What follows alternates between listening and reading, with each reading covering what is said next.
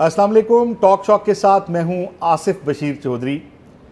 आज हमारे साथ शेक्सपियर ऑफ पंजाब वारिस शाह की सरजमीन के एक सपूत मौजूद हैं और वो भी सीधी और सच्ची बात कहने के लिए ही मशहूर हैं।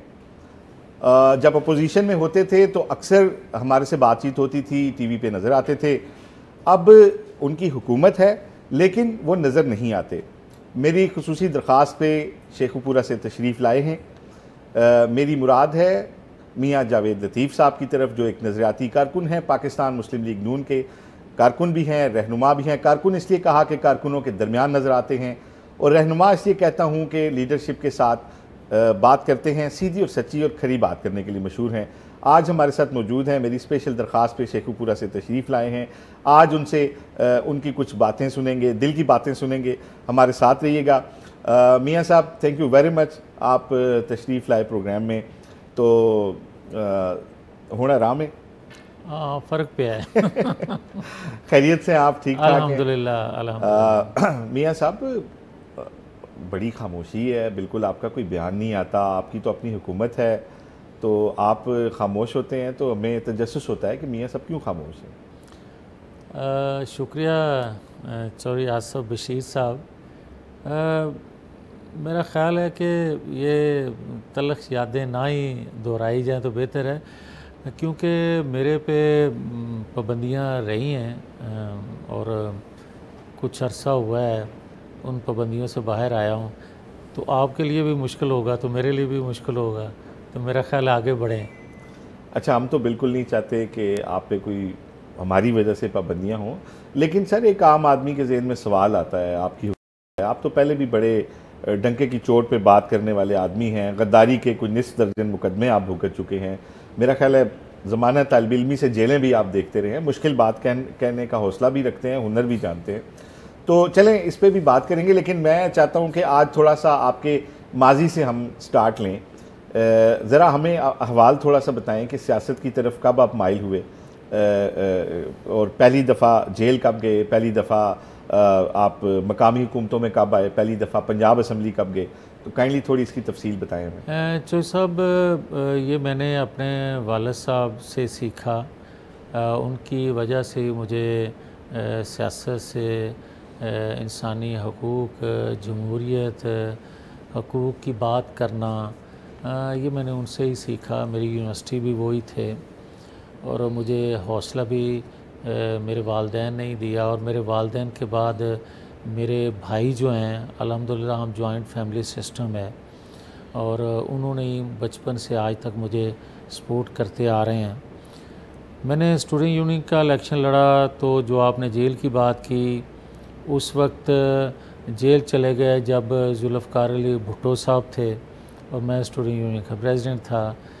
तो बात उनको भी कोई नागवार गुज़रे तो सख्ती करते थे।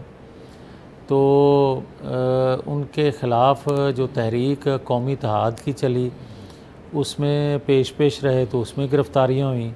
जब जुल्फ़िकार अली भुट्टो साहब को शहीद किया गया, मैं फांसी नहीं कहता, मैं शहीद कहता हूँ आज भी, उस वक्त भी कहता था, तो उस एहतजाज में भी शेखुपुरा में मैं सबसे आगे था। और ज़ियाउल हक साहब ने भी शेखुपुरा में पहला को गिरफ़्तार किया तो मुझे ही किया। मेरे मद्दे मुकाबल पीपल्स पार्टी के टिकट होल्डर जब मोहतरमा शहीद हुई, उस वक्त मलिक मुश्ताक अवान टिकट होल्डर थे, तो वो घर में बैठे हुए थे, तो मैं एहतजाज कर रहा था उनकी शहादत पे। उस वक्त भी मुझे गिरफ़्तार किया और मैं पहला बंदा था जो जेल से इलेक्शन लड़ रहा था।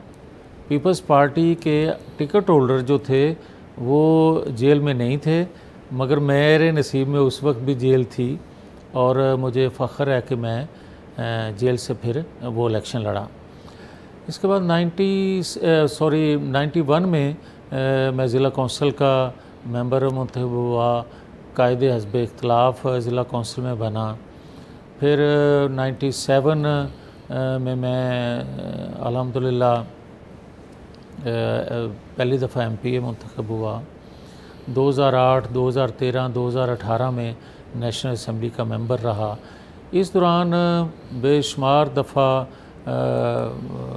ख़ास तौर पे मुशर्रफ के दौर में या मोहतरमा बेनज़ीर भुट्टो के दौर में जब हमने तहरीक निजात चलाई, उसमें भी बेशुमार दफ़ा गिरफ़्तार हुआ। गिरफ़्तारी बल्कि लोग कहा करते थे कि यार ऐ पहला फड़िया जाता है। तो इसी तरह चलते आए और फिर जो दौर आया मुशर्रफ का, तो उसमें कुछ सख्तियाँ ज़्यादा हुई। और मुशर्रफ दौर में जब मार्शल लॉ लगा तो आप कहाँ थे? मार्शल लॉ जब लगा तो उस वक्त मैं शेखुपुरा था, और सबसे पहला पूरे पाकिस्तान में अगर कोई एहतजाजी मुज़ाहरा मुशर्रफ साहब के ख़िलाफ़ हुआ तो वो शेखुपुरा ही हुआ था, और वहीं से मैं गिरफ़्तार हुआ। जो एक नामालूम मुकदमा कत्ल में मुझे फिर डाल दिया गया, गिरफ़्तारी बाद में दूसरे मुकदमे में गिरफ़्तार, कत्ल के मुकदमे ऐसे। तो उस वक्त सुना है कि बड़ी सख्त जेल थी, कहा जाता था कि आपको सबक सिखाया जाएगा, तो कोई जेल का अहवाल बताएंगे उस वक्त? देखिए 4 कोर 6 कोर मुझे लेके जाते थे, और 8-8 10-10 दिन भी मैं बेहोश रहा हूँ, और ज़िंदगी मौत की कश्मकश में कई दफ़ा मैंने मौत को करीब से देखा। और अल्हम्दुलिल्लाह अल्लाह रब्बुल इज़्ज़त का लुत्फ़ व करम है कि अपने वालिदैन की तरबियत की वजह से, और घर, मैं समझता हूँ कि पार्टी अपनी जगह होती है, आपके साथी आपके सपोर्टर अपनी जगह, मगर सबसे बड़ी सपोर्ट आपको घर से होती है। अगर वो सपोर्ट मिल जाए तो कोई भी सियासी कारकुन जो है वो टूटता नहीं है। अच्छा, मैं यहाँ पे एक लम्हे के लिए इंटरप्ट करूँगा। ये वही जेल है जिसमें आपके वालिद साहब की डेथ भी इस दौरान हुई? ये कुछ ऐसा था? जी प्लीज़। मैं उस वक्त गिरफ़्तार ही था, और मेरे वालिद साहब फिर दुनिया फ़ानी से चले गए। वो मुझे सदमा है, और मुझे अगर सदमों की बात करें तो मेरी वालदा साहबा को भी गिरफ़्तार किया गया, मेरे भाइयों को सबको गिरफ़्तार रखा गया, सिर्फ़ मुझे तोड़ने के लिए कि मैं जिस रास्ते का मुसाफिर हूँ, जिस मंज़िल की निशानदेही नवाज़ शरीफ करते थे, उस रास्ते पे चलते मुझे तोड़ने के लिए दूसरी हवालात में मेरी वालदा को रखा गया। मगर मेरी वालदा हवालात से मुझे कहा करती थी बुलंद आवाज़ में कि बंदे दा पुत्र बन के रही, हुण कमज़ोरी नहीं दिखानी, असी खड़े हैं तो तुम ही खड़ा रही।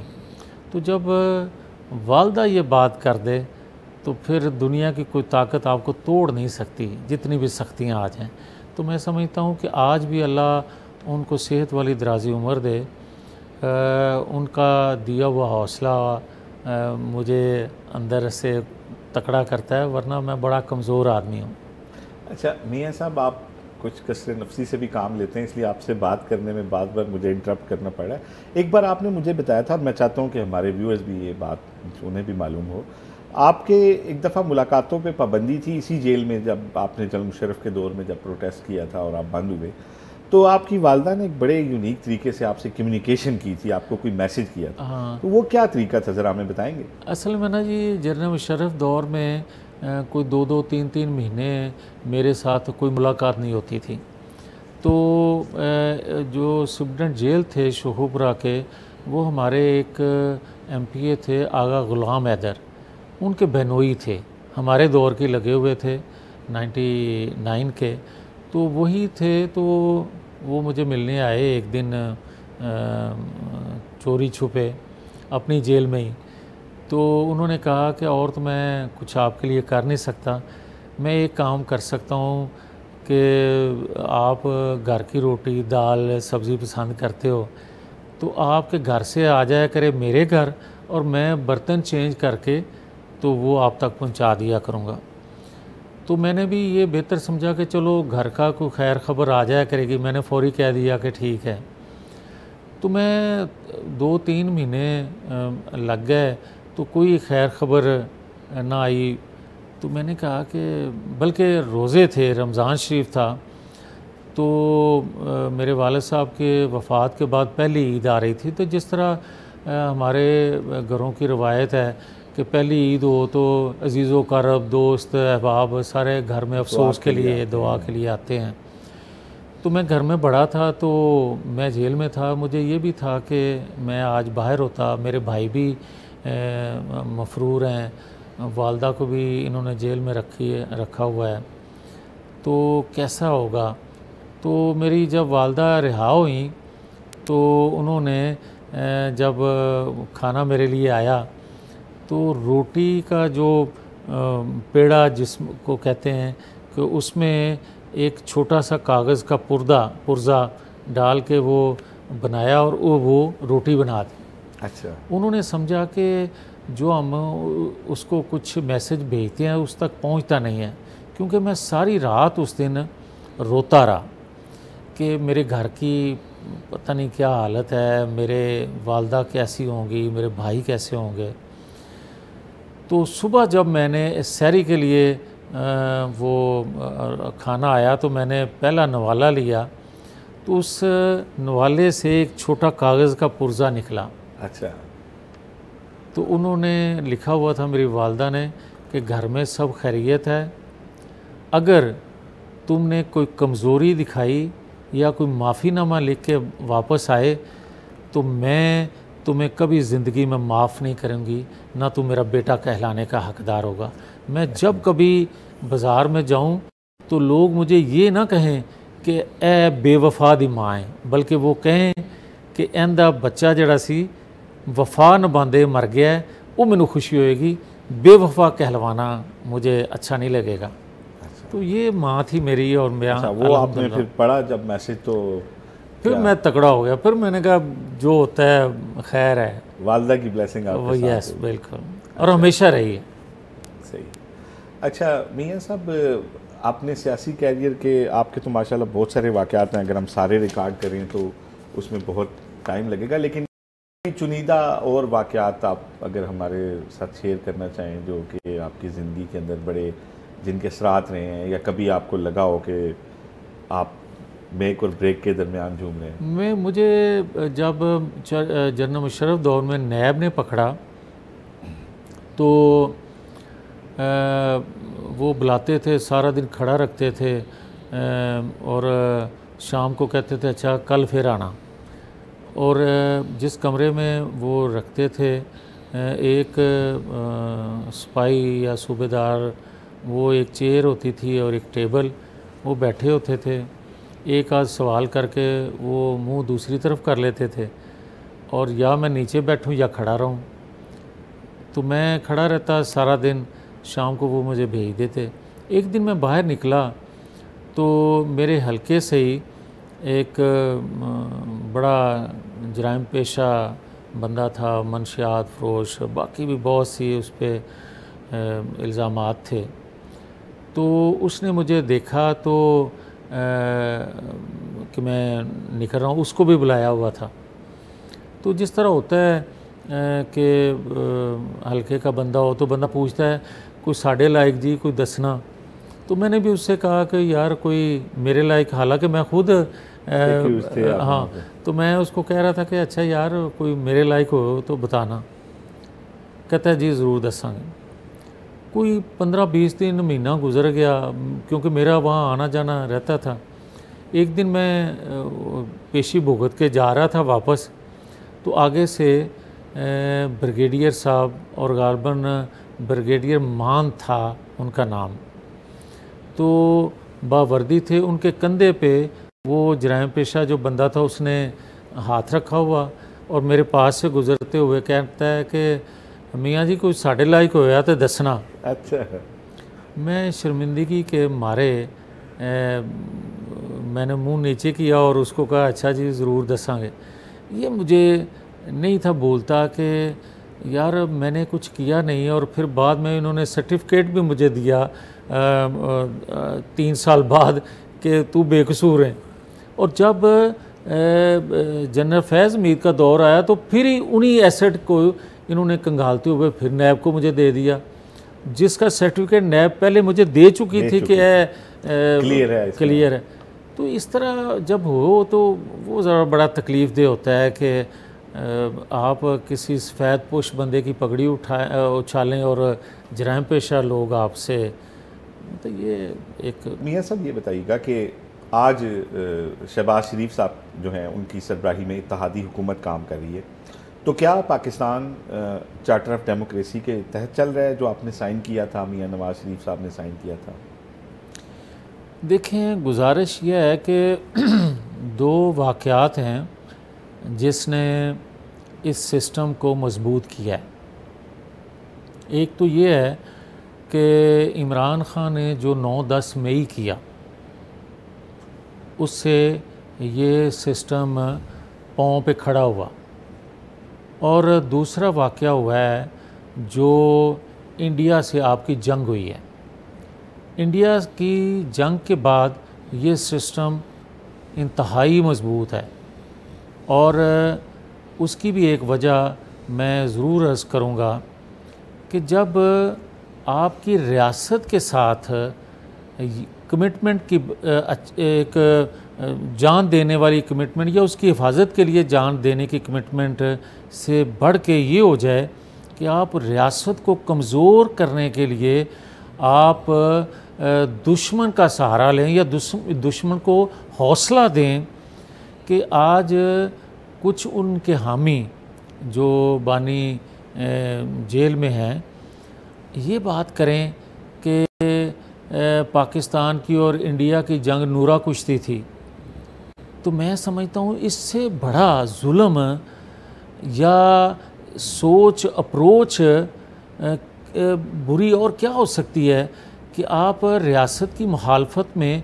या एक शख्स की हमायत में इतना आगे निकल गए हैं कि रियासत की मुखालफत पे उतर आए हैं। एक तो रीज़न ये है इस सिस्टम की मजबूती का, और दूसरा मैं ये समझता हूँ कि ये इंडिया पाकिस्तान की जंग पाकिस्तान का 9/11 था। एक 9/11 अमेरिका में हुआ था, उस वक्त भी एक पाकिस्तान को ऐसा मौका मिला था कि जिसमें आप अपनी माशी हैसियत को मजबूत कर सकते थे, आप दुनिया में अपने आप को एक नुमाया मकाम हासिल रियासत के लिए ले सकते थे। आज आप मकबूलियत और कबूलियत की बुलंदियों पे हो। उस वक्त आपने रियासत की बजाय कबूलियत को मौका लिया, कबूलियत का अपने लिए। जब वो 9/11 हुआ, उस वक्त की जो रजीम थी उसने और रियासत के लिए कुछ ना लिया। और आज मौका आया है कि किसी को कबूलियत करवाने की ज़रूरत नहीं, मकबूलियत भी आपके पास है और कबूलियत भी आपके पास है। दुनिया भर के जितने ब्लॉक्स हैं बने हुए, वो सब के सब आपको कबूल कर रहे हैं, बल्कि उनके नज़दीक भी आपकी मकबूलियत बनी हुई है। तो बजाय इसके कि आप इससे कोई फ़ायदा उठाएं रियासत के लिए, आप कड़ी शराइत जो IMF की हैं उस पे आप कर्ज़ लेते हैं और मज़ीद आने वाली नस्लों को उस कर्ज़ में जकड़े जा रहे हैं। और कड़ी शराइत की वजह से आप पाकिस्तानी कौम को महंगाई के अज़ाब से निकाल नहीं पा रहे। भले आपने मईशत को किसी हद तक संभाला दिया, लड़खड़ाती मईशत को संभाला दिया, मगर वो संभाला मिलने के बाद एक वक्त दोबारा ऐसा आ गया है कि फिर से खुदा न खास्ता लड़खड़ा ना जाए जो हालत इस वक्त आम बंदे की है। तो मैं समझता हूँ इस मौके पे अगर एक पाकिस्तानी के मेरे से आप सवाल करें इसके हल का, तो मैं समझता हूँ कि रवायती सियासत या रवायती सियासतदान मुल्क को कुछ नहीं दे सकेंगे। आज इनकलाबी इक़दाम उठाने की ज़रूरत है जिनकी क्रेडिबिलिटी दुनिया में या इन ब्लॉक्स में भी हो, और इन ब्लॉक्स में वो अपना रोल अदा कर सकें। तो मेरी नज़र इसलिए नहीं कि मेरा कोई रिश्ता, मेरा कोई नज़रियाती इश्क है उस बंदे से जिसका नाम नवाज शरीफ है, बल्कि इसलिए कि उसका माजी गवाह है कि उसने पाकिस्तान को बहुत कुछ दिया है। तो मियां साहब वो क्यों नहीं फिर प्राइम मिनिस्टर क्यों नहीं बने मियां नवाज शरीफ? हाँ देखें, उसकी बड़ी वजूहात हैं और मैं समझता हूँ कि अपने पराए सब ने मिलके रोल अदा किया, तो रुकावटें जिससे खड़ी हुई और रियासत के लिए या इस खित्ते के लिए बेहतर नहीं हुआ। मैं अभी ये कहता हूँ इससे आगे बढ़ते हुए कि सबको आज भी नवाज शरीफ के पास जाना चाहिए। इस जो अपॉर्चुनिटी इंडिया की जंग के बाद आपको दुनिया में मिली है कि आपका जो कर्ज़ों का बोझ है, कम से कम सूद, कम से कम इंटरेस्ट ही पाकिस्तान के लिए ख़त्म जो कर्ज़ों का है वो करवा लें, या मुनाफा बख्श कारोबार तजारत दुनिया से मांग लें। तो आज दुनिया, वो अमेरिका हो, वो चीन हो, वो रूस हो, सारे आपकी तरफ देख भी रहे हैं और आपसे रवाबत भी अच्छे रखने में ख्वाहिशमंद हैं। और अरब ममालिक तो ख़ास तौर पे आपको अपने दिफा के लिए ज़रूरी लाजम समझते हैं। तो मैं समझता हूँ कि अगर नवाज शरीफ को आप कायल कर लेते हैं दोबारा से रियासत के लिए कोई रोल अदा करने के लिए, तो वो जाएं महमूद ख़ान अचकज़ई के पास, वो जाएंगे मौलाना फजल रहमान के पास, वो जाएंगे अख्तर मैंगल के पास, वो लेके आएंगे डॉक्टर मोहम्मद मालिक को, वो लेके आएंगे सिंध से पीर पघाड़ा, वो पूरे पाकिस्तान के, हाँ वो जाएंगे या बुलाएंगे शाह महमूद कुरैशी को भी। वजह ये है कि जो नेशनल सोच के लोग हैं, जो एक इंतहा पसंद नहीं है, जो मज़ामत पसंद नहीं है, या जो एक अस्करी विग पे बिलीव नहीं करते बल्कि मज़ाकरात पे बिलीव करते हैं, रियासत को आगे लेके जाने पे बिलीव करते हैं, इनको नवाज शरीफ एक टेबल पर ला सकते हैं। इसलिए उनको साथ आपको लेना चाहिए ताकि आज जो मौका मिला हुआ है पाकिस्तान को दुनिया भर में, उससे फ़ायदा उठाया जा सके। अच्छा मियां साहब ये बताएं कि बड़े मियां साहब जो हैं मियां नवाज शरीफ अभी ख़ुद से ये रोल क्यों अदा नहीं कर रहे? वो तो हुकूमत में हैं, तो लेकिन हम देखते हैं कि वो खामोश हैं, असम्बली के इजलास में भी नहीं आते, इसकी क्या वजह? देखें चौधरी साहब, बड़ी तकलीफ़ दे बातें हैं कि, और नवाज शरीफ को मैं जानता हूँ, वो कभी भी अपनी मकबूलियत के लिए रियासत को नुकसान नहीं दे सकते। उनके अंदर बहुत से ऐसे राज, बहुत सी ऐसी चीज़ें उनके पास हैं कि वो एक भी बात कह दें तो वो सियासी तौर पर मकबूलियत की बुलंदियों पे जा सकते हैं। जिस तरह के आप देखें कि कभी ऐसा होता है कि आज ये कोई बयानिया बनाए कि ऐत जी नूरा कुश्ती सी इंडिया और पाकिस्तान की, आप अंदाज़ा करें कि ये बात इसलिए कही जाती है कि मौजूदा जो सिस्टम है हम उसके अगेंस्ट हैं। तो भाई अगर नवाज शरीफ ये चाहते तो ये बात कर सकते थे, मगर नवाज शरीफ ये समझते हैं कि आज का सिस्टम जो है वही इस्तेहकाम दफाई लिहाज से, अंदरूनी लिहाज से आपको मजबूत कर सकता है। और मैं ये बात बड़ा वाज़ा करके कहना चाहता हूँ कि जिस अदारे के बल्कि साबक क़यादत ने जो नुकसान रियासत को पहुँचाया है, वो जस्टिस साकिब निसार हों या बंदयाल साहब तक हों, परवेज़ मुशर्रफ से आप जनरल फैज़ हों या जनरल बाजवा हों, आप उनके रोल का जिक्र क्यों नहीं करते? और आज के जो रजीम है, आज के अदारों की जो क़यादत है, उनको खुदा के लिए हम अपनी जो आज की नस्ल है जो कुछ गुमराह हुई है, जिनको ये गुमराह और करने के लिए पर तोड़ रहे हैं और तहरीक की बात करते हैं कि हम चलाएंगे। किसके ख़िलाफ़ तहरीक चलानी है? इस बात पे कि हमने इंडिया से जंग जीती है, इस बात पे कि आपने पहली दफ़ा जो सीनियर मोस्ट अदारे का बंदा था उसको आर्मी चीफ बनाया, उसको आप उसके ख़िलाफ़ जंग लड़ना चाहते हो, उसके ख़िलाफ़ तहरीक चलाना चाहते हो, जिसने एक दलेर क़यादत की वजह से इंडिया से आपको जंग जीत के दी है और जो दुनिया भर में एक अच्छी और ताकतवर आवाज़ पाकिस्तान के लिए बना है। मगर मैं माज़रत से मुझे उनसे भी गिला है, मुझे गिला है कि आप क्यों नहीं बताते कि चाय का कप काबुल में लहराने से रियासत को क्या नुकसान पहुंचा। आप क्यों नहीं ये बताते कि 6,500 दहशत गर्दों को किस मनसूबा बंदी के लिए रिहा किया गया था जेलों से। आप क्यों नहीं बताते कि आपको कौन सी कुव्वतें करती थी इजराइल को कबूल करने के लिए।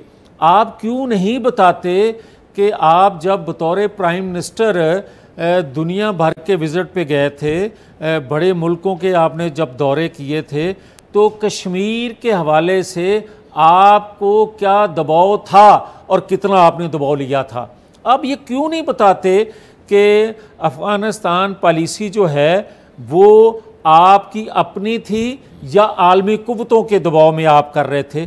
जो आप, हाँ, मैं आज ये बात कहूँगा कि आज आपकी खारजा पॉलिसी, बेहतरीन खारजा पॉलिसी की वजह से आप दुनिया भर में एक बेहतर नाम पाकिस्तान के हवाले से जाना जाता है, जाने लगे हैं, बेहतर सफारतकारी से भी। तो आप क्यों नहीं बता रहे कि मईशत डूबी, किसकी पॉलिसियों से इंतहा पसंदी आई, पाकिस्तान की किस रजीम की वजह से?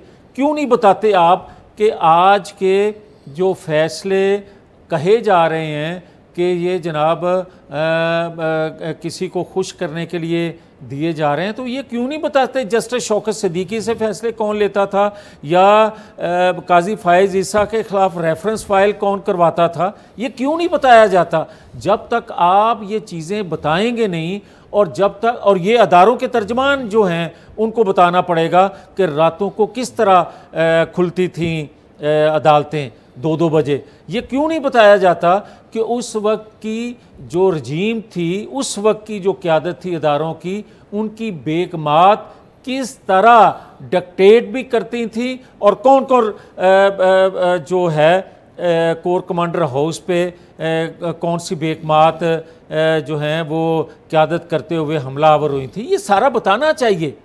अच्छा सर, ये बताइएगा कि अभी जो मैंने आपसे सवाल किया कि मियाँ नवाज़ शरीफ साहब क्यों खामोश हैं, बड़ा सवाल होता है कि वो बोल नहीं रहे, बात नहीं कर रहे, तो उनकी खामोशी की क्या वजह है?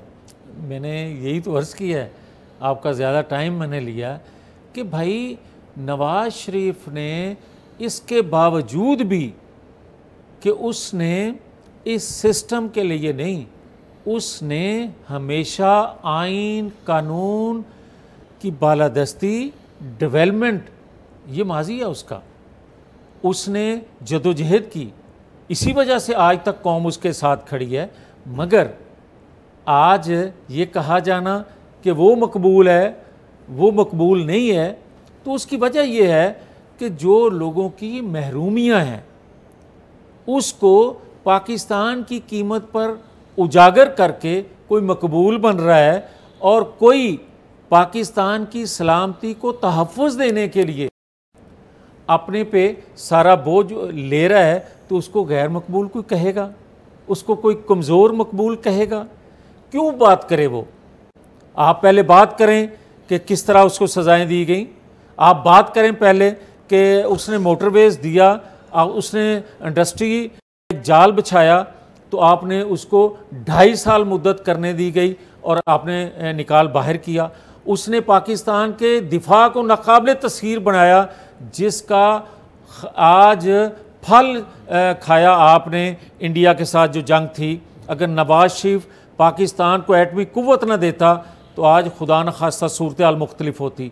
उसने पाकिस्तान को जब सी पैक दिया तो वो अपनी ज़ात के लिए नहीं था, उसको इल्म था कि मैंने सी पैक का जो कहा है आलमी कुव्वतें मेरे मतलब क्या दबाव डालेंगी, और फिर दबाव आया। ये सारी बातें बताएं ना कि उसने नवाज शरीफ ने पाकिस्तान के लिए खुद को मिटा लिया मगर पाकिस्तान को मिटने नहीं दिया, कौम का सर नीचे नहीं होने दिया, तो नवाज शरीफ सुबह बोलेगा। अच्छा मियाँ साहब, एक चीज़ और मैं जानना चाहता था। देखें, हम ये देख रहे हैं कि ये जो इलेक्शन हुआ है फरवरी 2024 में, इसमें हम ये देखते हैं कि आपकी तरह के जो लोग हैं, जो मुस्लिम लीग नून में नून है, वो लोग कहीं पीछे रह गए हैं, फिर उसके बाद आप लोग खामोश भी हैं। तो इसकी वजूहात क्या हैं और खामोशी की क्या वजह है? देखें, आज खामोशी ही बेहतर है। आज पाकिस्तान की भलाई या इस सिस्टम की मजबूती खामोशी में बेहतर है। मैं समझता हूँ कि अगर कोई बात करेगा तो फिर बात खैबर पख्तूनख्वा से ही शुरू होगी। फिर पोलिंग स्टेशनों पे 5 बजे कब्ज़ा किसने कर लिया था, दीवारों पे चढ़ के मसल्ला लोग थे। फिर बताएं कि पोलिंग के नताइज अनाउंस करने वाले थे, उन पे बंदूकें किसने तानी थी, क्यों नहीं रोका गया, फिर बात दूर जाएगी।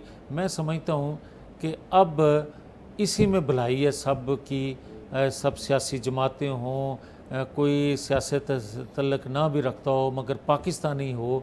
अब मईशत को जो अपॉर्चुनिटी इंडियन जंग के बाद पाकिस्तान को मैसर आई है, हम सब मिल के इससे रियासत के लिए फ़ायदा उठाएं, रियासत को फ़ायदा दें, ना कि हम सिर्फ। और देखें क्या जो तहरीक चलाने वाले हैं या तहरीक की बात आज भी कर रहे हैं कि 5 अगस्त से शुरू होगी, ये सारी की सारी क़यादत जो आज तहरीक चलाने की बात करती है, ये सारे के सारे इस सिस्टम से जुड़े हुए हैं, इस सिस्टम से मजबूत तल्लकदार हैं और बेनिफिशरी हैं। हाँ, जो जेल में है, जिसके लिए ये बात कर रहे हैं, वो भी बेताब है इस सिस्टम में अपने आप को लाने के लिए। कोई जमहूरियत आइन के लिए बेताब नहीं है या न जेल नहीं काट रहा, बल्कि वो शख्स जो है, जो बाहर हैं, उनसे भी ज़्यादा बेताब है कि मुझे इस सिस्टम का हिस्सा बनाया जाए। तो फिर आप कौन सी बात करते हैं तहरीक की, कौन सी अपोजिशन की बात करते हैं? तो फिर अगर यही सब कुछ आपको नज़र आए तो फिर रियासत के लिए कुछ करें, इस कौम के लिए कुछ कर लें। अच्छा मियाँ साहब, ये बताइएगा, हमने ये भी देखा कि आज जब इत्तेहादी हुकूमत है तो आप खामोश हैं। इससे पहले जब PDM की हुकूमत थी, आप उस वक्त MNA भी थे, उस वक्त आप वफाकी वज़ीर भी बने, लेकिन आपको 16 माह महकमा नहीं दिया गया। आप एक बग़ैर महकमे के वज़ीर थे, इसकी क्या वजह थी? उसकी वजह जनरल फैज़ हमीद और जनरल बाजवा थे। मुझे आज के प्राइम मिनिस्टर साहब ने उस वक्त भी कहा था कि वो नाराज़ हैं और कैबिनेट का हिस्सा बनाने में भी, नाम आने पे भी नाराज़गी का इजहार किया गया। मगर नवाज शरीफ साहब जो थे, उन्होंने कहा कि अगर कैबिनेट लिस्ट में जावेद लतीफ़ नहीं तो फिर कोई भी नहीं। अच्छा, ये बड़े मियाँ साहब ने। मैं अपने देखें, नवाज शरीफ की जमात है, नवाज शरीफ के लिए खड़े हैं और खड़े रहेंगे इंशाअल्लाह। अल्लाह उनको सेहत वाली दराजी उम्र दे। उसका इस कौम पे एहसान है, उसका हमारे जैसे नज़रियाती लोगों पे एहसान है कि उसने अपनी ज़िंदगी का बड़ा हिस्सा अपनी नज़रियाती जद्दोजहद में गुजार दिया। वो अलग बात है कि कुछ बदख्वाह जो हैं, कुछ और किस्म की कहानियाँ बनाते हैं, वो बंदा पाकिस्तान के लिए उसने बहुत कुछ किया है, अपनी ज़िंदगी ख़ानदान को दाँव पे लगा के।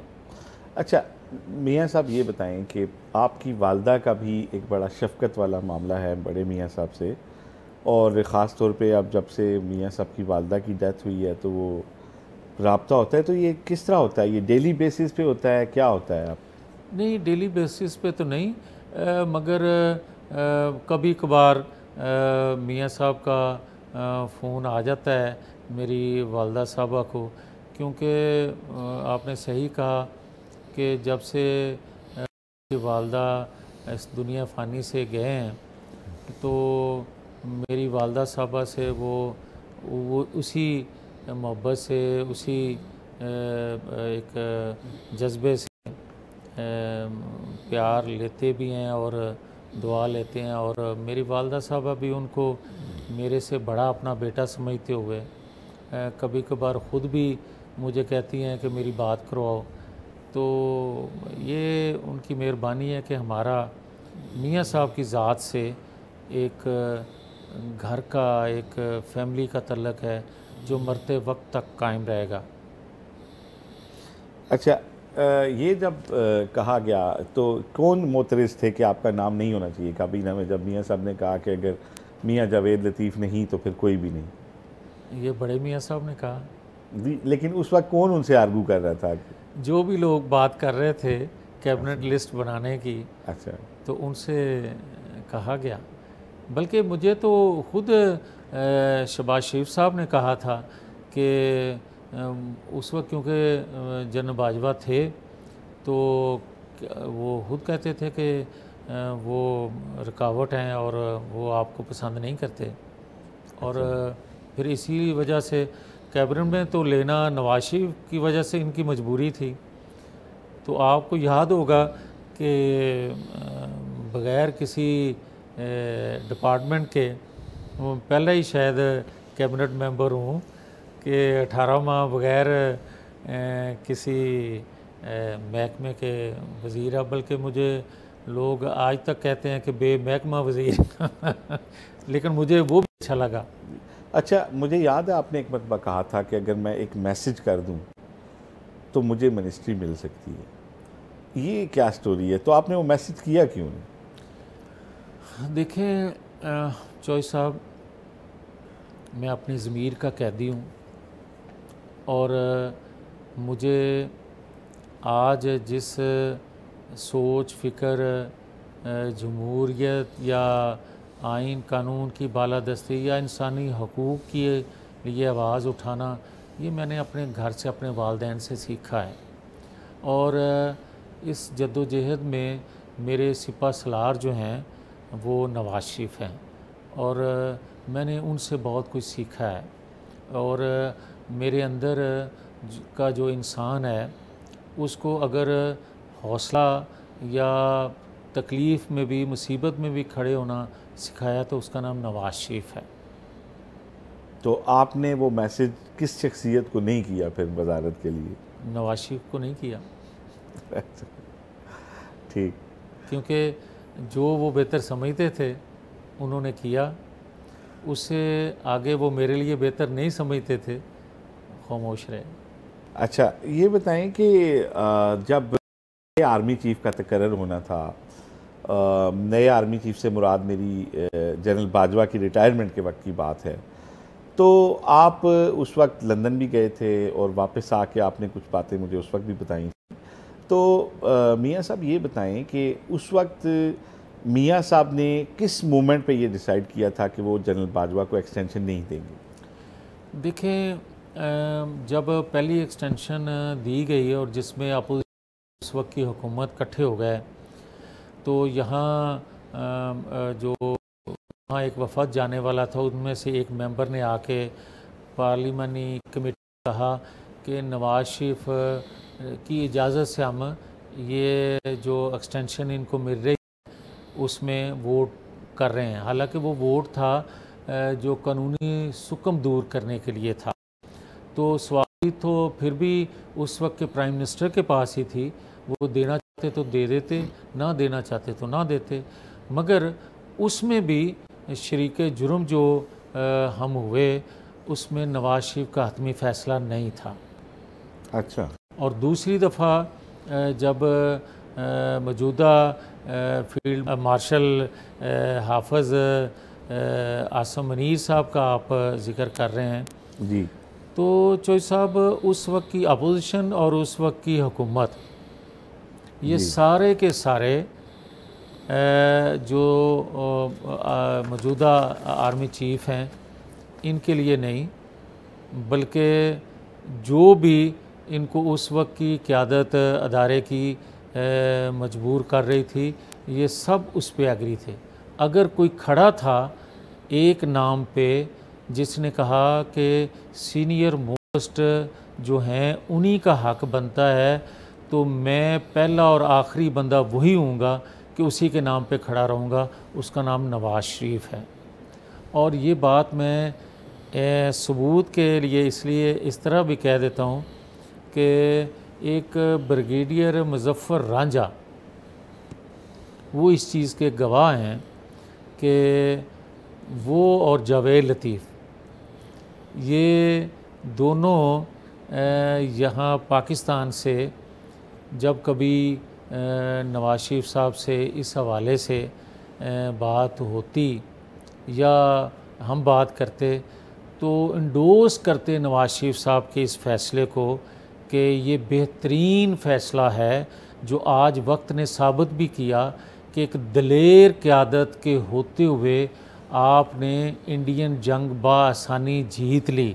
और अगर उस वक्त की जो रजीम थी साबका, अगर उनमें से कोई होता तो खुदा न खास्ता आज नताइज शायद मुख्तलिफ होते।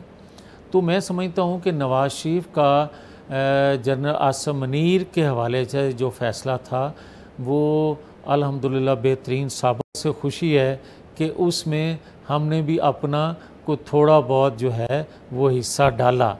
बल्कि मुझे याद है कि कैबिनेट मीटिंग में भी जिस दिन इनके 2 दिन की जो एक्सटेंशन के लिए जो बिल आ रहा था, तो बहुत से लोग जो थे वो खामोशी इख्तियार किए हुए थे कि जनरल बाजवा नाराज़ ना हो जाएं। तो बिलावल भुट्टो और मेरे समेत 5-6 लोग और बड़े तकड़े तरीके से बोले कि जो नवाज शरीफ साहब ने फ़ैसला किया है और आज अनाउंस करना है, हर सूरत करना है। फिर प्रेस रिलीज़ का आज के और उस वक्त के प्राइम मिनिस्टर ने मरीम औरंगज़ेब के ज़ुम्मे लगाया कि आज ही प्रेस रिलीज़ जारी कर दिया जाए। जब उस वक्त के आरफ अलवी जो प्रेसिडेंट थे वो लाहौर इमरान खां को मिलने दूसरे लफ्ज़ों में गए हुए थे कि मैं अप्रूवल लेने जा रहा हूं, हालांकि उससे पहले हम जो है वो प्रेस रिलीज़ जारी कर चुके थे। अच्छा, ये बताएं कि ये जो ब्रिगेडियर साहब का आपने नाम लिया है मुज़फ़्फ़र रांझा, ये मुज़फ़्फ़र रांझा कौन से हैं? सॉरी अगर आप इनकी थोड़ी बैकग्राउंड मुझे। ये आईबी के भी सरबराह पंजाब के रहे हैं, जिन पे इल्ज़ाम इमरान खान ने लगाया था कि 2013 के जो इलेक्शन हैं वो इन्होंने या 2013 के जो इंतखाबात हैं इन्होंने जिस तरह उन्होंने 35 पंक्चर का इल्ज़ाम लगाया था मुख्तलिफ, इस एक इल्ज़ाम इन पे भी था। कि चोई साहब मैं बड़ी एक इंटरेस्टिंग बात आपके इल्म में लाना चाहता हूँ। जब जनरल आसम मनीर साहब को आर्मी चीफ बनाने का फ़ैसला नवाज शरीफ साहब ने कर लिया, तो यहाँ से उस वक्त की अपोजिशन या हुकूमती इत्तेहादी कोई भी मौजूदा उस वक्त की जो क़यादत थी इदारे की, उसको नाराज़ करने के लिए तैयार नहीं था या हौसला नहीं रखता था। तो उस वक्त एक मामले ख़ुसूसी थे ब्रिगेडियर रिटायर मुज़फ़्फ़र रांझा जी, वो और जावेद लतीफ़, ये दोनों आपस में गुफ्तगू भी किया करते थे और मैसेजेस भी लंदन मियाँ साहब को किया करते थे कि जो आपने फ़ैसला जनरल आसिफ मुनीर का हवाले से किया है वो बेहतरीन फ़ैसला आपका है, और कोई वक्त आया तो वक्त साबित करेगा कि रियासत के मफाद में आपने फ़ैसला किया है। तो फिर आप देखें कि जब इंडियन जंग हुई तो उसमें एक दिलेर और हौसला वाला बंदा, दूरअंदेश बंदा और एक प्रोफेशनल सोल्जर ही इस तरह का जो मेयर ले सकता था, फ़ैसले ले सकता था, उसने उस वक्त लिए। और आज मैं समझता हूँ कि पूरी कौम उसको सराह भी रही है, और हमें भी थोड़ा खुशी हो रही है इस बात की कि हमारा भी थोड़ा हिस्सा था इसमें, कि इस अपॉइंटमेंट में इसकी ताईदी मैसेजेस भले हम। तो ये आपको कैसे पता चला था कि जनरल आसिफ मुनीर के बारे में डिसाइड हो गया? ये मियां साहब ने बताया था आपको? अंदाज़ा था कि मियां साहब क्या फ़ैसला कर चुके हैं, क्योंकि कोई 35-40 साल हो गए नवाज शरीफ साहब के साथ, तो इतना चौसा अंदाज़ा हो जाता है। अच्छा, आप इस अपॉइंटमेंट से पहले इंग्लैंड गए थे, और आपकी कोई मियां साहब के साथ ट्रैवल के दौरान भी कोई गुफ्तगू हुई थी जिसमें आपने कुछ नताइज अखज़ किए थे? थोड़ी कुछ तफसील अगर उसकी बताना चाहें। मेरा ख्याल है सब रहने दें, अब पुलों के नीचे से पानी बहुत गुजर गया है, तो आज के सिस्टम के लिए वो शायद ठीक नहीं है। अच्छा चलें, एक आखिरी बात माजी में से, आपका नाम पसंद नहीं करते थे, आपको काबीना में नहीं देखना चाहते थे जनरल बाजवा, इतना ज़ाती क्यों आपके ख़िलाफ़ थे? हाँ, देखें, मैं उस वक्त भी समझता था और आज वक्त साबित कर रहा है कि उस वक्त बाजवा की क़यादत में जो क़यादत काम कर रही थी इदारे की, मेरे नज़दीक वो अपने लालच में, इक़्तिदार के लालच में, अपने इख्तियारात के लालच में ज़्यादा देर तक इक़्तिदार पर काबिज़ रहने के लिए जिस शख्स को सपोर्ट कर रहे थे और जो फ़ैसले ले रहे थे, वो किसी तौर पर भी पाकिस्तान के मफाद में नहीं थे, अलबत्ता उनकी अपनी ज़ाती मफादात या उस वक्त का जो एक सेटअप उन्होंने बनाया हुआ था इमरान की शेप में बतौर चीफ़ एग्ज़ेक्टिव के, या अदलिया की उस वक्त जो क़यादत थी, रजीम थी, वो और अदारे की सरबराही, ये सारे अपने मफादात के लिए नवाज शरीफ को नुकसान दे रहे थे, अदारों को नुकसान दे रहे थे, आइन को नुकसान दे रहे थे, कौम को दूर कर रहे थे अदारों से, जो आज ही नहीं फिर किसी न किसी शक्ल में आपने 2024 8 फरवरी को भी देखा। तो मैं ये समझता था कि वो मुनासिब नहीं है, कि ये किसी हद तक भी जा सकते हैं। मैं खुल के बोलता था, जिस वजह से मैं आपको शायद इल्म हो या मैं बता देता हूँ कि मुझे तो ये इस तरह 3-3 4-4 माह रखते थे मेहमान खाने में और तशद्दुद करते थे कि आज तो इनके साथ कुछ भी नहीं हो रहा। ये देसी मुर्गियां खाने वाले या अपनी जेलों की सहूलतों का जिक्र करने वाले, या उनको एक्सरसाइज मशीन पहुंचा दी जाती है, उसको एयर कूलर या बाकी सारे इतने मुलाजम दे दिए जाते हैं। मुझे तो डॉक्टर 6-6 महीने चेक नहीं करता था, आज उसके लिए जो कुछ हो रहा है। और क्या मुझे कोई बताए कि कोई शख्स ये बता सकता है कि उसका ट्विटर किस तरह चल रहा है? मुझे बता सकता है कि उसको इतनी मेला लगा होता है उसकी मुलाकात के लिए, और मेरी वादा की भी मुलाकात मेरे से 6 महीने नहीं हो सकी थी? तो बताए यार, क्या नहीं था? क्या मुझे इसलिए सज़ाएं दी गई, या मेरा इसलिए कोई नहीं पूछता, या मेरा जिक्र इसलिए नहीं कोई करे कि मैं कोई किसी बड़ी जमात का सरबराह नहीं हूँ? तो मैं ये कहूँगा कि खुदा के लिए आखिर में ये ज़रूर आपके तवज्जुह से अदारों के आज की जो रजीम है उनसे रिक्वेस्ट करूँगा कि खुदा के लिए आने वाली नस्लों पे एहसान कर दें कि जनरल बाजवा, फैज़, जस्टिस साकिब निसार से जस्टिस बंदयाल तक, और इस इमरान खान से फरा गोगी और फरा गोगी से बुशरा बीबी तक, खुदा के लिए लोगों को बता दें कि ये किसके लिए काम कर रहे थे और इनके किए हुए फैसलों का रियासत को, कौम को क्या नुकसान पहुंचा है। तो फिर मकबूलियत देखें आप किसकी कहाँ खड़ी है। अच्छा, ये बताइएगा कि आपने बताया कि जनरल बाजवा जो हैं वो ज़ाती तौर पे जो आपकी 18 माह की हुकूमत थी PDM की, उसमें आपकी काबीना में शमूलियत के ख़िलाफ़ थे, तो इतना ज़ाती लेवल पे वो आपके ख़िलाफ़ क्यों थे? देखें चौधरी साहब, कई वजूहत थी, उसमें एक दो जो वजह वो मैं अर्ज़ कर देता हूँ।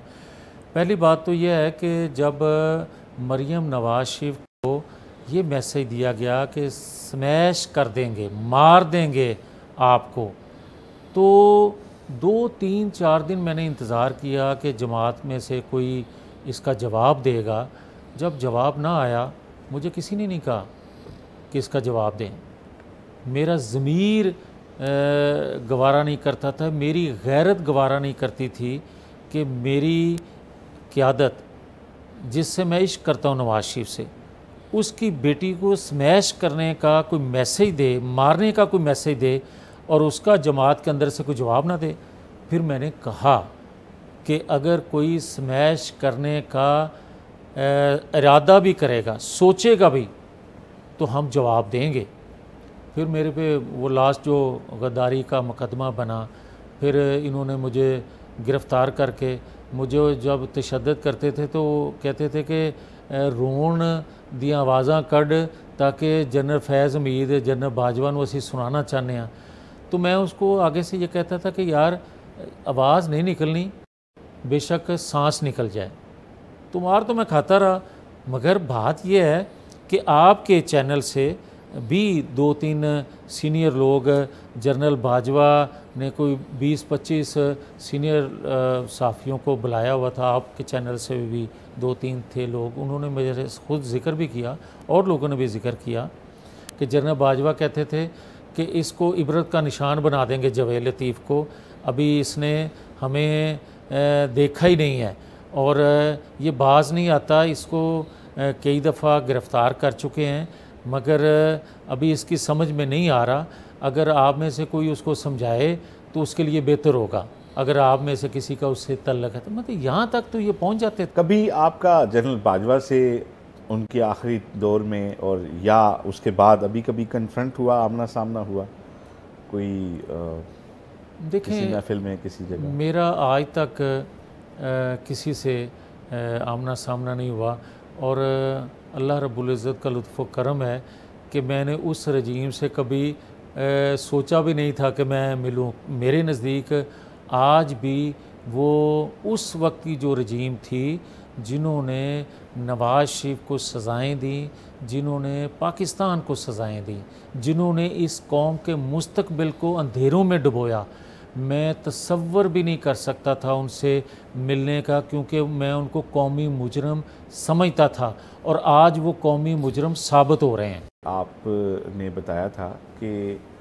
मियां नवाज शरीफ जो हैं वो जनरल बाजवा को एक्सटेंशन देने की हामी नहीं है, और एक तासुर पाया जाता है कि जिस तरह इमरान खान जो हैं उनको प्रेशर में लेने के लिए जनरल आसिम मुनीर का एक वो बनाया गया था, इसी तरह आप लोगों को जो है प्रेशर में लेने के लिए एक फैज़ हमीद का वो किया गया था कि ये 15 साल के लिए रहेंगे, और इमरान खान जो हैं उन्होंने तो बयान भी दे दिया था कि अभी जनरल बाजवा को एक्सटेंशन दी जाए और बाद में नई हुकूमत जो आएगी इलेक्शन के बाद वो नए आर्मी चीफ का तकर्रर करे।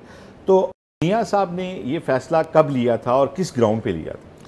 देखें, जहाँ तक तल्लक है जनरल बाजवा साहब के हवाले से, तो जनरल बाजवा साहब हर जमात के जो फ़ैसला साजी में शामिल होते थे लोग, उनसे उनका राब्ता रहता था, और उनको वो हुकूमती इत्तेहादी थे या अपोजिशन के जमातों से तल्लक रखने वाले होते थे, उनको फैसिलिटेट भी किया करते थे ताकि वो उनके लिए आवाज़ अपनी जमात के अंदर उठाते रहें, और उस वक्त भी ऐसा होता रहा। तो इसलिए नवाज शरीफ के अलावा तमाम लोग इत्तेहादी जमातों से तल्लक रखने वाले हों या अपोजिशन की जमातों से तल्लक रखने वाले हों, आलमोस्ट सारे उसके हामी थे कि इसको एक्सटेंशन दी जाए या कम से कम जनरल बाजवा की पसंद का नया आर्मी चीफ लगाया जाए। मगर नवाज़ शरीफ ने कहा कि मुझे इस जनरल आसिफ मनीर, एक तो सीनियर मोस्ट हैं, हम ये भी तजर्बा करके देख लें, क्योंकि लोग कहा करते थे कि चौथे पाँचवें नंबर से उठा के जब बनाएंगे तो रिज़ल्ट ऐसे ही आएंगे। तो उन्होंने कहा कि एक सीनियर मोस्ट का भी लोगों की तवक्को के मुताबिक हम फ़ैसला कर लें या लोगों की ख्वाहिश के मुताबिक फ़ैसला कर लें, और दूसरा इसमें मुझे एक प्रोफेशनल सोल्जर नज़र आता है, तो ये आइन कानून से खिलवाड़ नहीं कम से कम करेंगे तो मुल्क के लिए कुछ सर्व करेंगे। तो वो उन्होंने फ़ैसला कर लिया हुआ था, और उसके बाद बड़ा सारा प्रेशर था नवाज शरीफ पे। और शायद आपके मेरे से बेहतर इल्म में होंगी बल्कि चीज़ें कि कहते हैं लोग कि दुनिया भर के बासर ममालिक जो हैं इस अपॉइंटमेंट में वो भी कोई अपना रोल अदा करते हैं या नहीं करते। सुनते हैं लोग, मैं तो सुनता ही हूँ, मुझे इल्म नहीं है कि करते हैं या नहीं करते। लेकिन ये वाहिद बंदा है कि जिसका सारे का सारा फ़ैसला अल्लाह की मर्ज़ी रज़ा के बाद नवाज शरीफ अकेले का फ़ैसला था। अच्छा मियाँ साहब, अब मौजूदा हालात पे थोड़ी सी बात करेंगे। मेरा ख्याल है काफ़ी डिटेल बातें आपसे हमने पूछी हैं। ये बताइएगा कि अभी जो एक हाइब्रिड निज़ाम चल रहा है, मैं खुल के आपसे बात करूँगा कि ज़ाहिर है आपने कहा कि चार्टर ऑफ डेमोक्रेसी के मुताबिक तो मुल्क नहीं चल रहा, तो क्या आप इससे मुतमईन हैं? क्या डेमोक्रेसी स्ट्रेंथन हो सकेगी आने वाले वक्त में, या इस हाइब्रिड निज़ाम की ही इस वक्त हमें ज़रूरत है? देखें, अगर चॉइस साहब आप इस हाइब्रिड निज़ाम कहते हैं तो 2018 का क्या था, फिर आप 2018 और 2024 के निज़ाम को एक जैसा समझें। उससे पहले जब तक नवाज शरीफ या बेनज़ीर भुट्टो या जुल्फ़िकार अली भुट्टो इस मुल्क के चीफ़ एग्ज़ेक्टिव रहे हैं, उसको आप हाइब्रिड निज़ाम नहीं कह सकते। आप 2024 के चीफ़ एग्ज़ेक्टिव का या 2018 के चीफ़ एग्ज़ेक्टिव का मुआवजा कर सकते हैं। हाँ, जहाँ तक तल्लक है आज के सिस्टम का, तो मैं इस सिस्टम को आज के वक्त के मुताबिक एक मज़बूत सिस्टम भी कहूँगा। उसकी वजह दो हैं।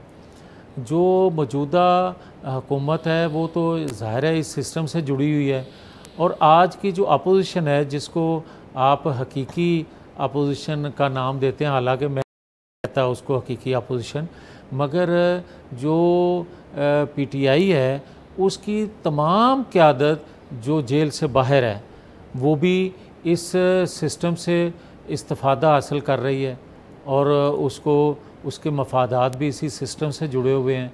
और जो अंदर है, मैं पहले भी अर्ज़ कर चुका हूँ, दोबारा से अर्ज़ कर देता हूँ कि वो अंदर वाला शख्स जो है, जो बानी पीटीआई कहलाता है, वो इस सिस्टम से नथी होने के लिए, इस सिस्टम में दाखिल होने के लिए इतना बेताब है कि इतना जो इस सिस्टम से बेनिफिशरी आपको नज़र आ रहे हैं, शायद वो भी इतने कीन ना हो इस सिस्टम के साथ चलने में जितना वो अपने आप को पेश कर रहा है।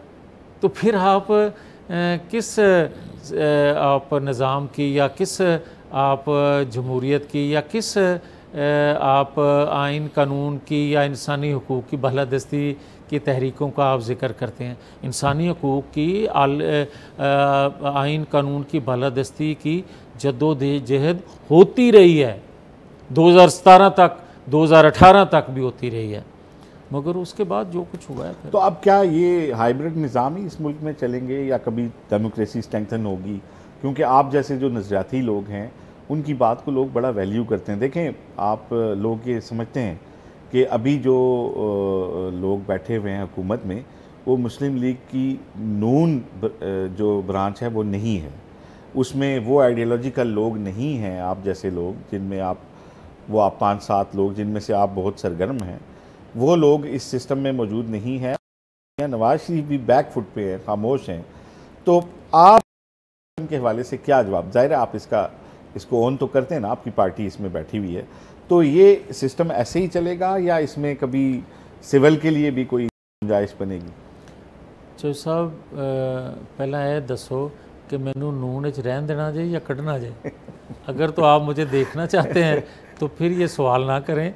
हाँ, ये ज़रूर है कि उम्मीद रखनी चाहिए और रियासत की, पाकिस्तान की आने वाली नस्लों की भलाई भी इसी में है, अदारों की भी भलाई इसी में है कि पाकिस्तान का जो आइन कानून कहता है, इसमें रहते हुए हर अदारा अपनी डोमेन में जाके काम करेगा तो हम पाकिस्तान नहीं दुनिया में भी एक अच्छे नाम से जाने जाएंगे और हमारे मसाइल कम होते जाएंगे, हमारे वसाइल बढ़ते जाएंगे इससे।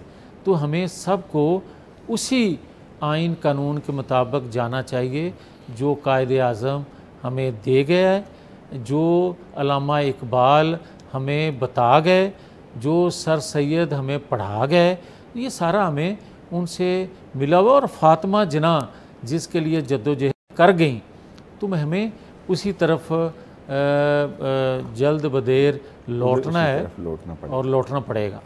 अच्छा, एक और बात आखिरी जो मेरे जहन में आ रही थी, मुझे पता है कि वो टाइम की भी कमी है, ये बताइएगा कि जो अभी पीटीआई ने प्रोटेस्ट की कॉल दी है और जा के 2 साल पूरे हो रहे हैं, तो शायद जो पीटीआई के बानी चेयरमैन उनके बच्चे भी शायद बाहर से आएंगे, और क्या ये लोग प्रोटेस्ट के ज़रिए जो है अपने लिए कोई रियायत हासिल कर सकेंगे अपने बानी कायद के लिए?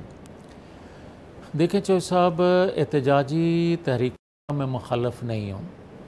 हर एक को हक हासिल है सियासी जमात को कि वो असम्बली में भी आवाज़ उठाए, वो चौकों चौराहों में भी अपनी आवाज़ उठाए।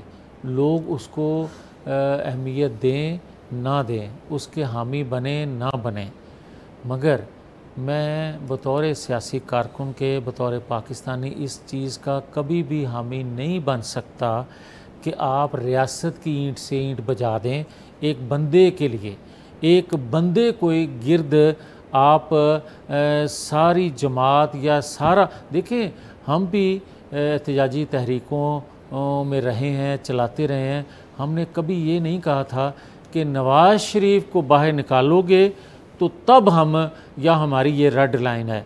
हम ये ज़रूर कहते थे कि आइन कानून के मुताबिक हम पाकिस्तान से ट्रीट करो। हम ये ज़रूर बात करते थे कि अदलिया आज़ाद होनी चाहिए। हम ये ज़रूर बात करते थे कि अदारों में बैठे चंद लोग फ़ैसले जो कर रहे हैं उससे रियासत को नुकसान पहुंच रहा है। हम कभी अदारों के ख़िलाफ़ नहीं थे, मगर ये लोग जो हैं ये पाकिस्तान में नहीं दुनिया भर में लॉबिंग फर्म हायर करके पैसा पता नहीं जहाँ से भी आता है, जो हम कहते भी हैं कि फॉरेन फंडिंग क्यों ममनू थी पाकिस्तान के अंदर, वो फॉरेन फंडिंग आज लॉबिंग फर्म को जो पैसा जा रहा है वो कहाँ से आ रहा है? वो वहीं से आ रहा है। और लॉबिंग फर्म जो फॉरेन फंडिंग थी, क्या इंडिया इजराइल के अलावा कहाँ कहाँ से आती थी?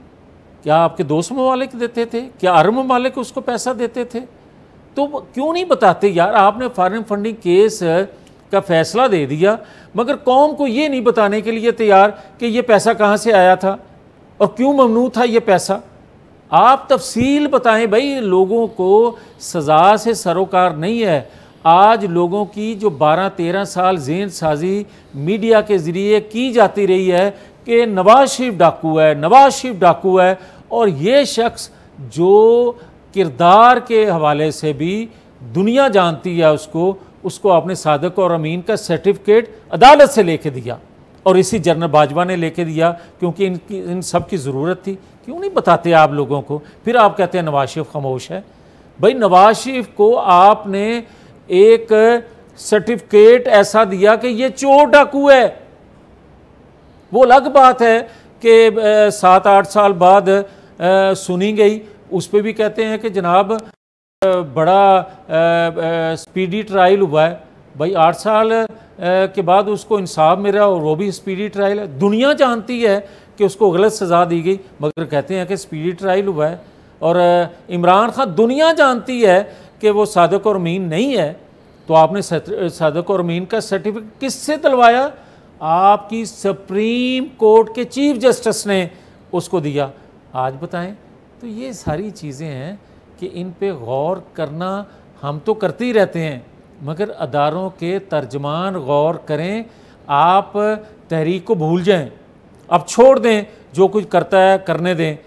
कोई ईंट अगर उठाएगा तो लोग उसको पत्थर मारेंगे जो पाकिस्तान को नुकसान पहुंचाएगा, मगर उनके ज़हन क्लियर करें कि ये बंदा और जनरल फैज़, जनरल बाजवा या साकिब निसार या बंदयाल पाकिस्तान को कितना नुकसान पहुंचा गए हैं, ये कम से कम लोगों को बता दें। उसके बाद आपको किसी जगह बैरियल या कंटेनर खड़े करने की ज़रूरत नहीं रहेगी। बहुत शुक्रिया मियाँ जावेद लतीफ़ साहब, आप हमारी दरख्वास्त पे तशरीफ़ भी लाए।